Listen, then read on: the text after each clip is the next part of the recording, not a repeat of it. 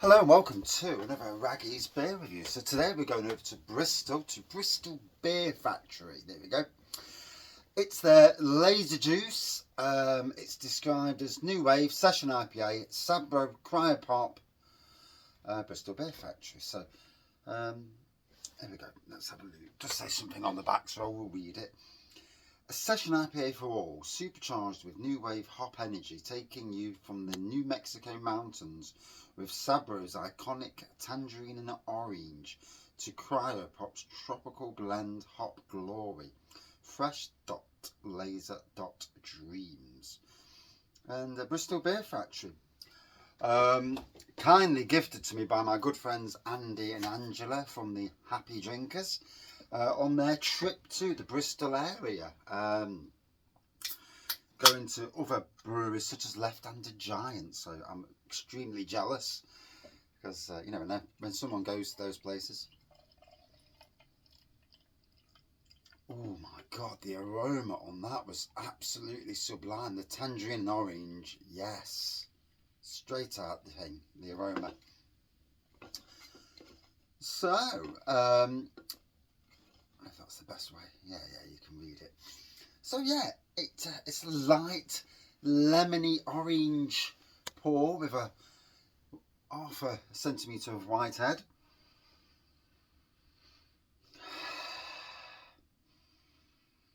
Got more tropical now, so that initial burst from the can was quite exciting, really, as exciting things go.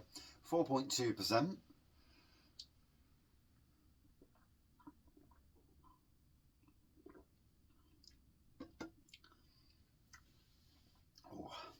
Yeah, very nice, very easy drinking. From a session IPA, crisp, refreshing, easy drinking. That's what you're after, aren't you? With something that's sessionable. Certainly a beer that's going to sell well. These 4%, anything from 3.4 these days up to 4.5%. They're the beers that seem to be the ones that are the biggest sellers. In pubs, and a lot of pubs, gotta be honest, a lot of pubs will only take those beers. A lot of them won't take anything above, say, 6% because it takes so long for it to go. And I've noticed this with a micro pub near me called the Pottle in Beeston. They'll have some amazing stuff on keg, but it takes a while for it to shift, whereas the cask stuff goes quickly, the more sessionable. Even though the stuff that's like an impy stout, it tastes absolutely amazing. But obviously with keg, luckily with keg, you've got a longer wheel of time for it to be able to sell it. Whereas obviously cask, you've literally got days, about 5 days to get rid of it.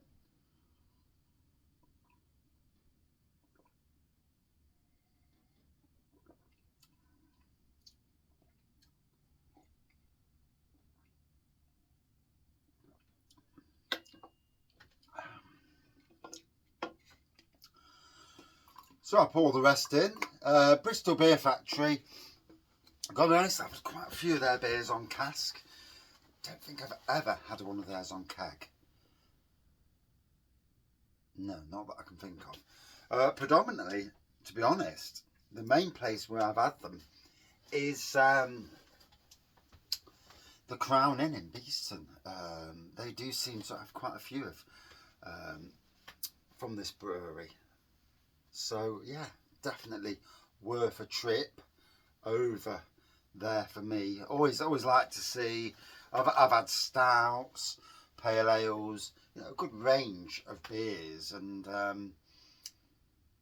yeah, it's a brewery I like the look of. And Bristol seems to be an amazing place for good breweries. And this is something, when you get beers from all around the country, certainly from a certain area of the country, you start to have an admiration of what breweries are around.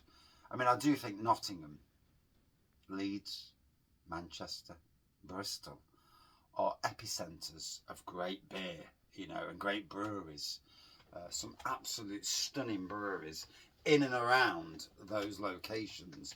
I mean, there's breweries that are what I class as Nottingham, even though they're slightly into Derbyshire. But Derbyshire, again, has got some fantastic breweries. So just to show you, you know, we in the UK are very lucky. Especially in the bigger cities, we tend to be really, really lucky. As you go out to the outskirts in the countryside, then you realise that, you know, the plentiful supply that we've got, and you go there and you're like, oh my God, there's not much on in this pub. Next pub, not much on in this pub either. And it's simply because we're, and the same goes with pubs and bars. Nottingham, if you're a beer drinker and you can't find a beer that you want to drink, I would be amazed, you know. If you like good beer, then yeah. But anyway, let's carry on with this. It's rather chilly tonight in the beer room, so nice to have a different brewery on the go. I've done a lot of beers from there's about 5 or 6 breweries where I've got so many beers from them breweries, and it's nice to flip it a bit now and again.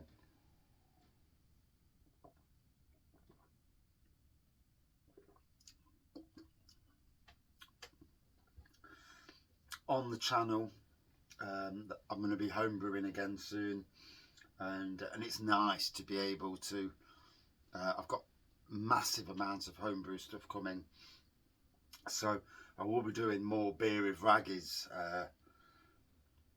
soon, as well as homebrew reviews and things like that. Trying to source some of them. There's some brewery beers that need to come to the beer wall, and this needs to change a bit. The Oakham one needs to go. They are obviously staying forever. They're staying because they were on my beer festival, but this lot can go and be moved somewhere else. An ever-changing beer wall. It's what I always wanted, to be fair, you know, for it to you know, always change. But tasting great. Gone more tropical now, but that initial burst, the orange and tangerine, was excellent.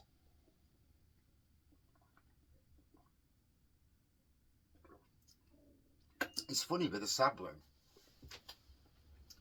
because you're not supposed to get coconut with Sabro, and yet they're saying it's orange and tangerine. So amazing, isn't it? How some of these, what with the hops, what brings out the flavours in the hops, and how did you get a certain flavour but not the other flavour out? Interesting.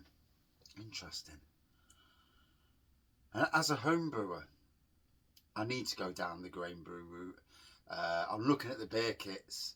There's a few beer kits, to be fair, over at Love Brewing that I'm looking at for something different.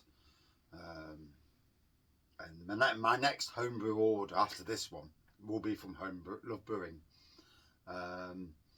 And then after that, in the summer months, I'm going to go down the grain brew route. So literally, I'm going to do every 2 months, I think, through the year, or even a bit more, depending on the cash flow sort of thing.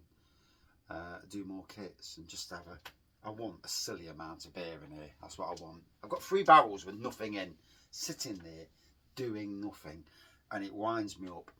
So, and I've even got a 4th decanter. So I've actually got a 4th method of decanting beer, because I've got a fermentation bucket with a thing on. And I'll tell you now, I'm thinking of putting some wine and just aging the wine. The good thing about red wine in barrels, it don't go off. Brilliant.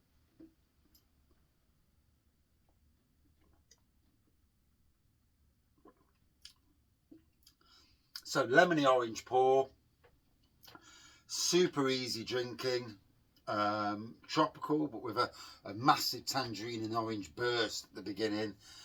Would I drink it again? Yeah. Cracking beer from Bristol Beer Factory. Out of 5, a good 4.3 out of 5 for me. But yeah, a very nice drink. Cheers up. See you soon.